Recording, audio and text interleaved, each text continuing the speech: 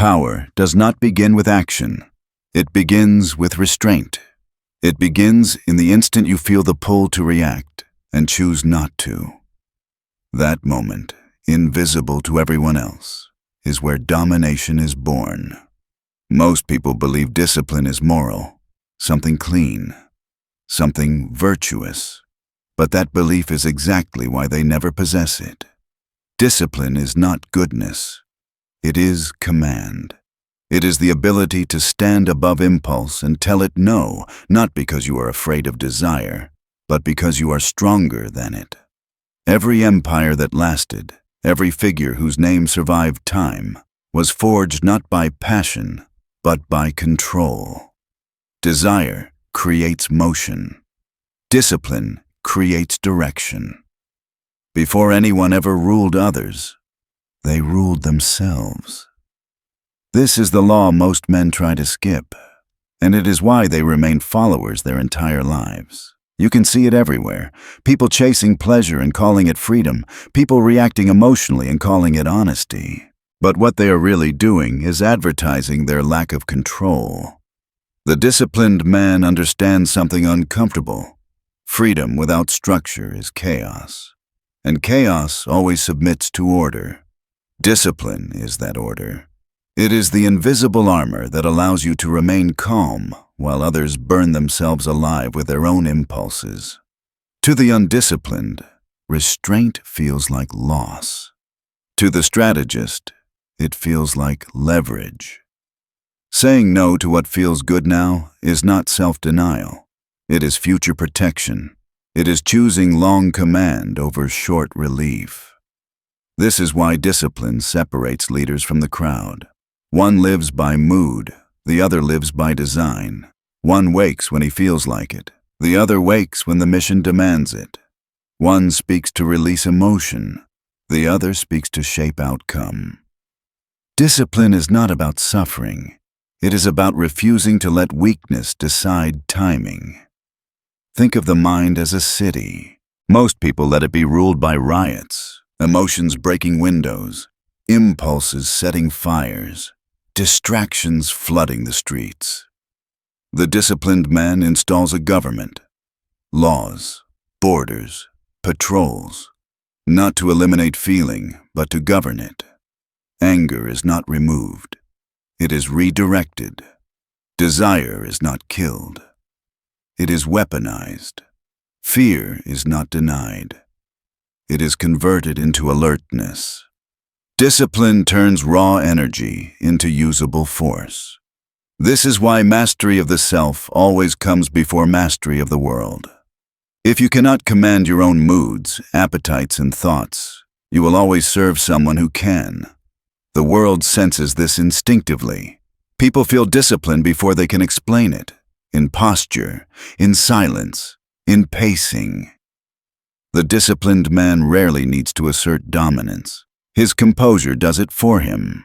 He becomes a reference point. While others spiral, he remains still, and stillness under pressure reads as authority. Discipline is not restriction, it is exchange. You trade momentary pleasure for permanent control. You trade noise for clarity. You trade reaction for intention.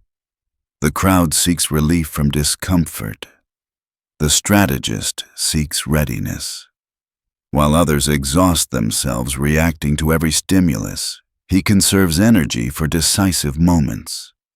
This conservation creates asymmetry. When the moment comes, he has strength. They have excuses. Imagine two men standing in a storm. One panics, flailing against the wind, shouting at the rain. The other plants his feet, adjusts his stance, and waits. The storm does not spare either of them, but only one remains standing when it passes. Discipline is that stance. Quiet, unseen, absolute. And here is the truth most never accept. No one commands others until he commands himself. All power begins inward. Master that, and chaos outside you begins to bend. A throne never stands on talent. Talent is decoration. The foundation is discipline, because discipline is what makes talent repeatable. And the Machiavellian strategist doesn't romanticize it. He doesn't treat it like self-help. He treats it like mechanics. If you want to control anything outside you people, outcomes, opportunities, you start by controlling the machine inside you. Because the man who cannot command his own inner state will always be commanded by whoever can trigger it.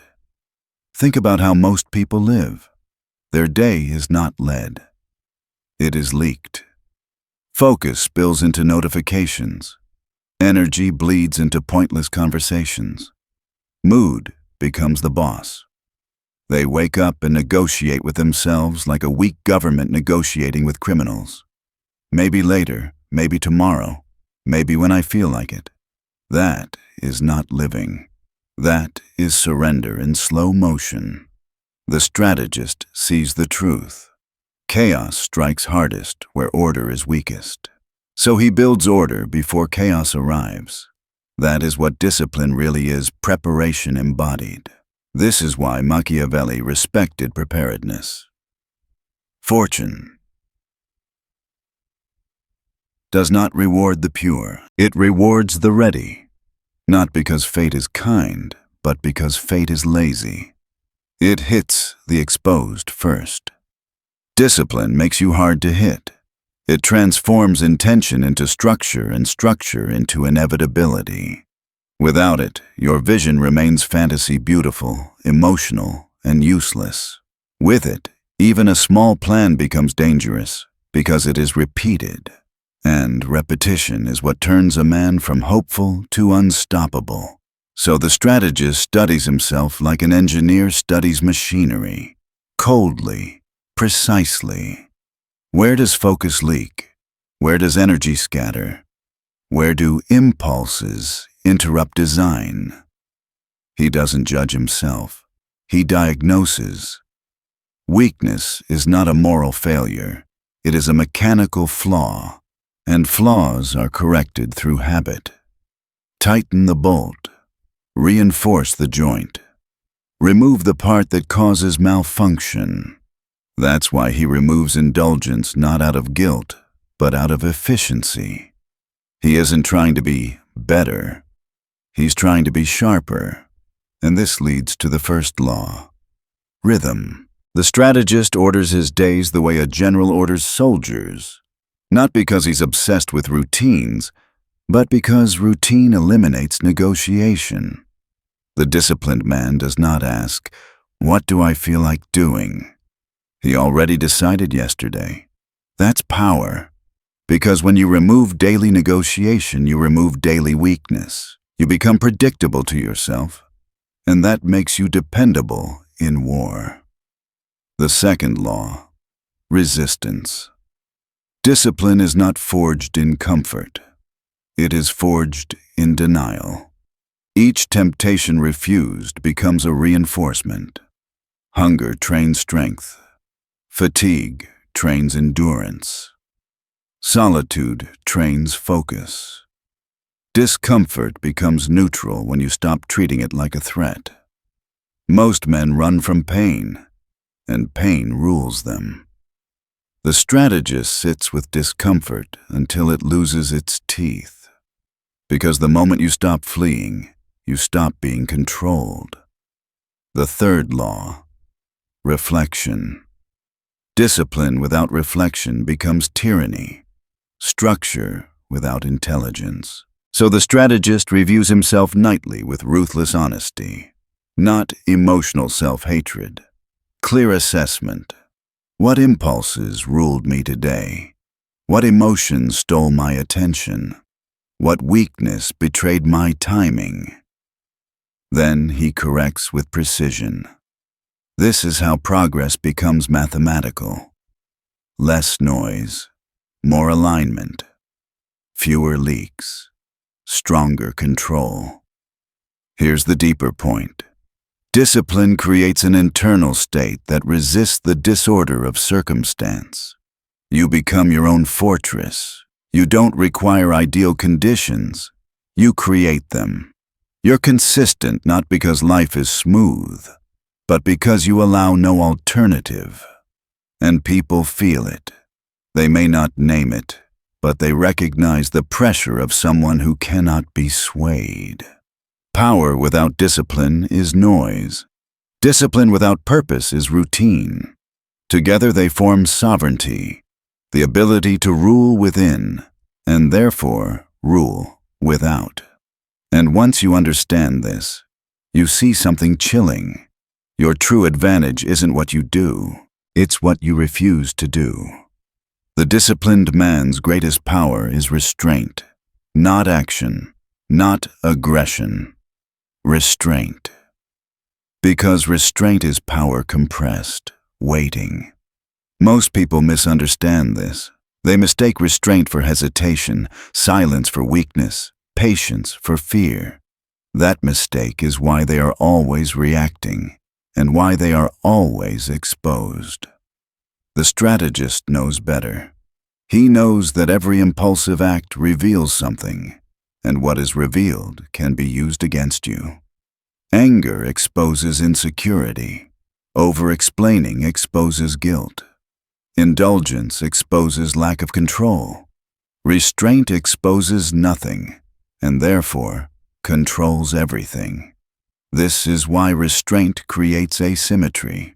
While others react, you observe. While they speak, you measure.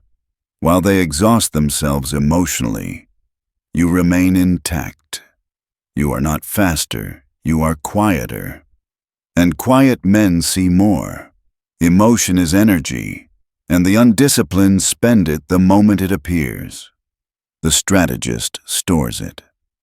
Anger becomes calculation. Desire becomes fuel. Pain becomes endurance. Every act of restraint turns volatility into force held in reserve. To outsiders, this calm feels unnatural, almost inhuman. To the strategist, it is simply efficiency.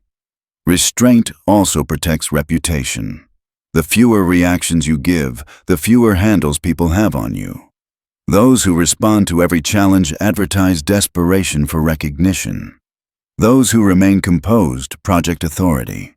In every hierarchy, social, professional, political, the calm man becomes the reference point.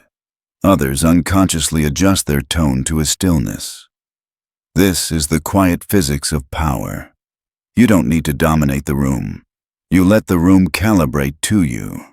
To practice restraint, the strategist follows 3 laws. The first, never react immediately. Reaction is ownership surrendered. The moment you react, someone else has set your tempo. A pause, even a brief one, reclaims command. When emotion surges, the strategist delays. Not to suppress feeling, but to let it settle into clarity. Time is not wasted here, it is invested. The longer you wait, the more the other side reveals. Impatient people expose themselves quickly. The second law, never explain unnecessarily. Explanation dilutes power. The need to justify comes from insecurity, and insecurity invites intrusion. The strategist lets results speak. He understands that mystery attracts more respect than argument ever will. When you explain too much, you teach others that your position is negotiable. When you remain brief, you teach them to adjust.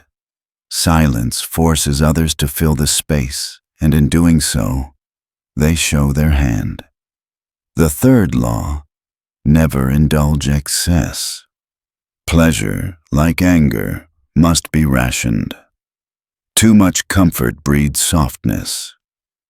Too much praise breeds arrogance. The strategist enjoys what strengthens him and denies what weakens focus.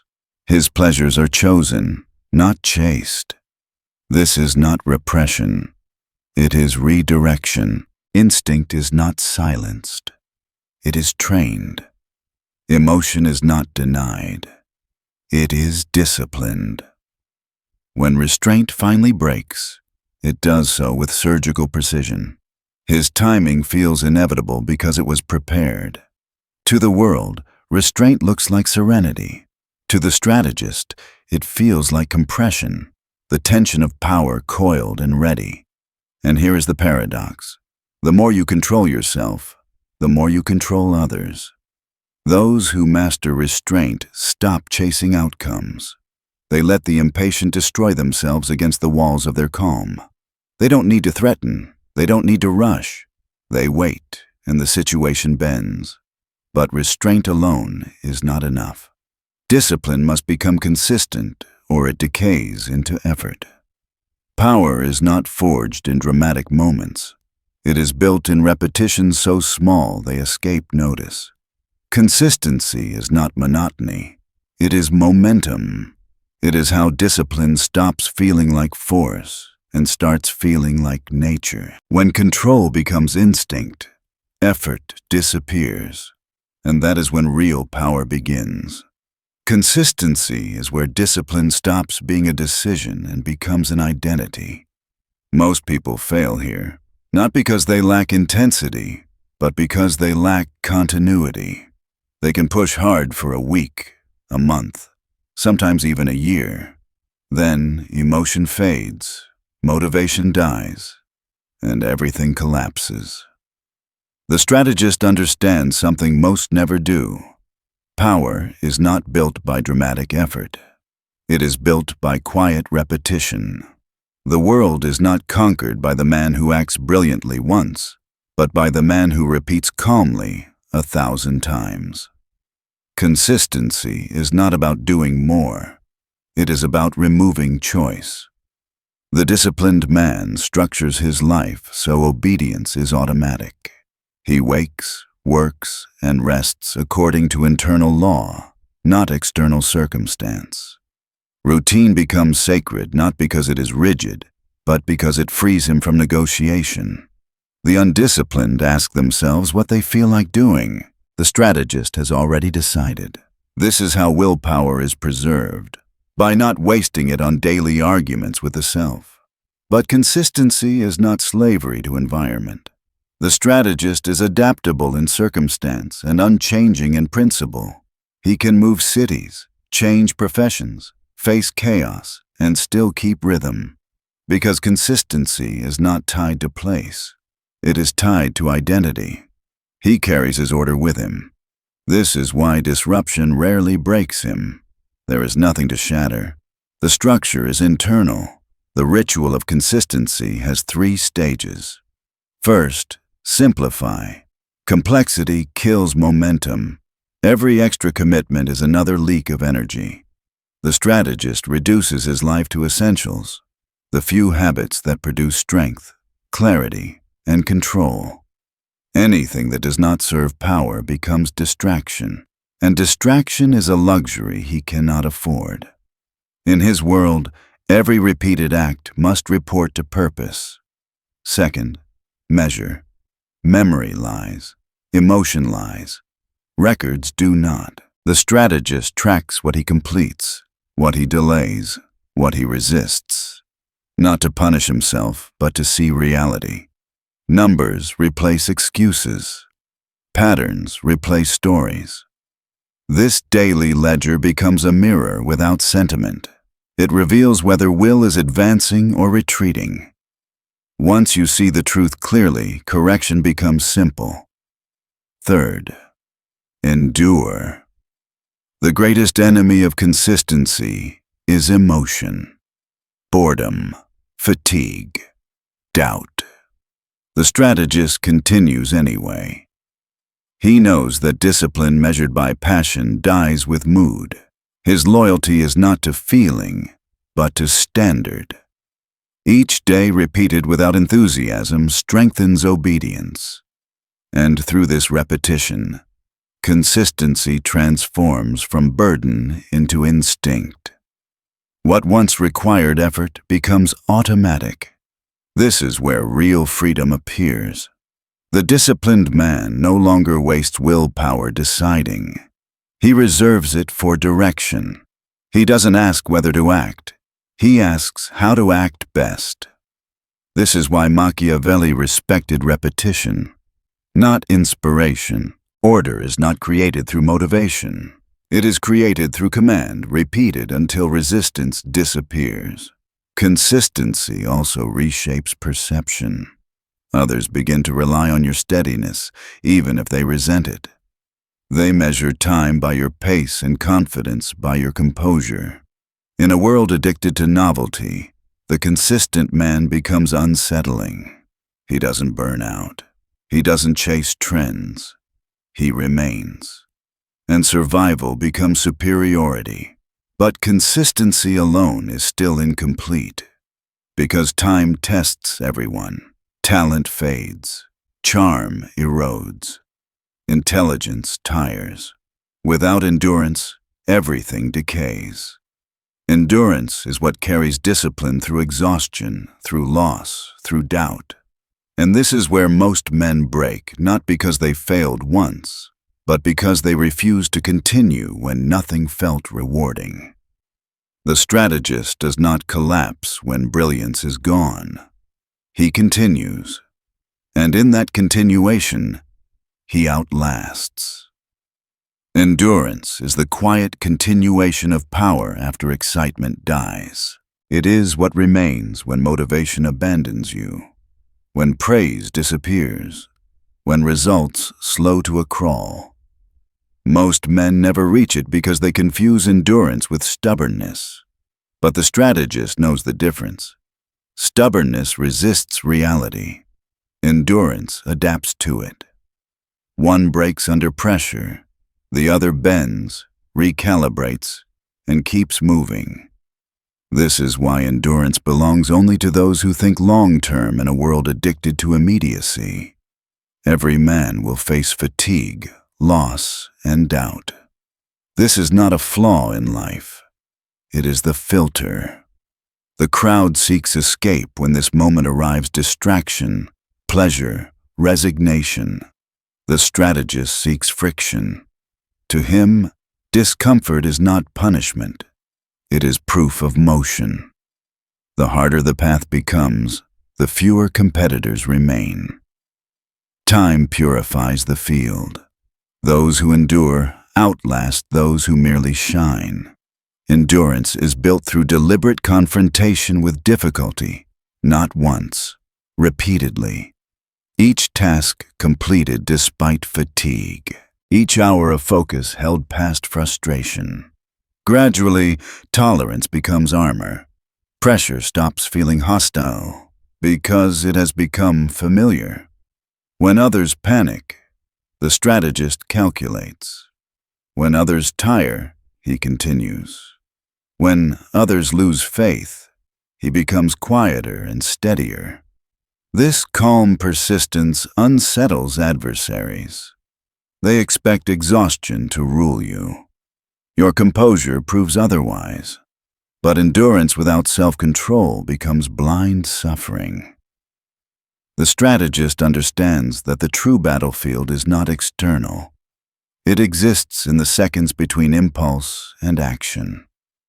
Power belongs to the one who can pause, assess, and act deliberately while others obey instinct.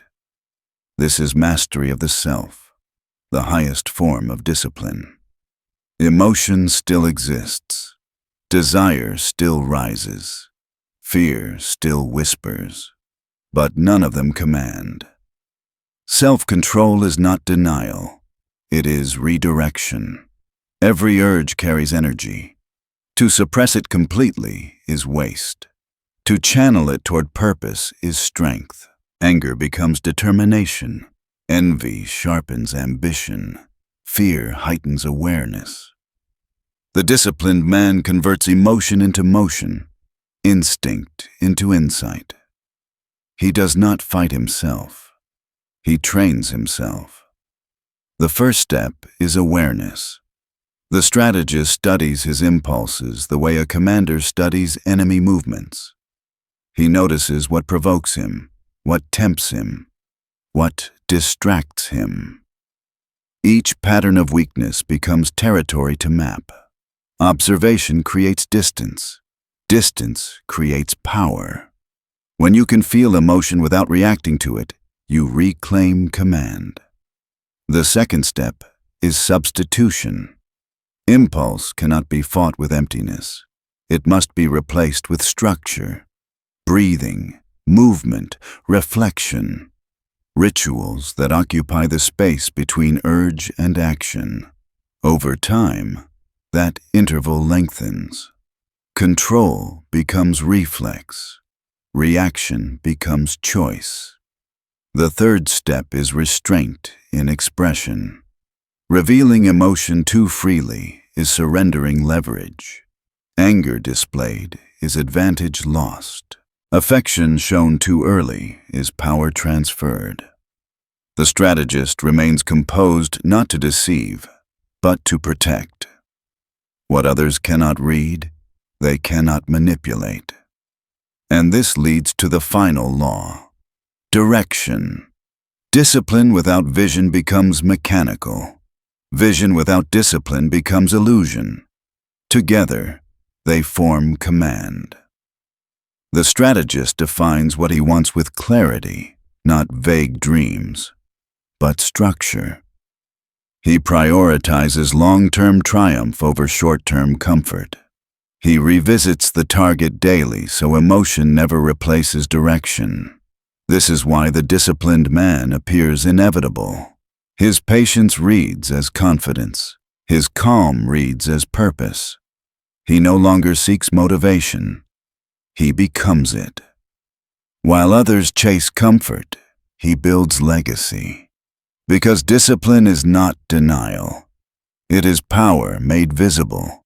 It is the art of commanding the self so completely that chaos obeys. Train your will until it no longer trembles. Build habits until they become law. Rule yourself and the world will adjust.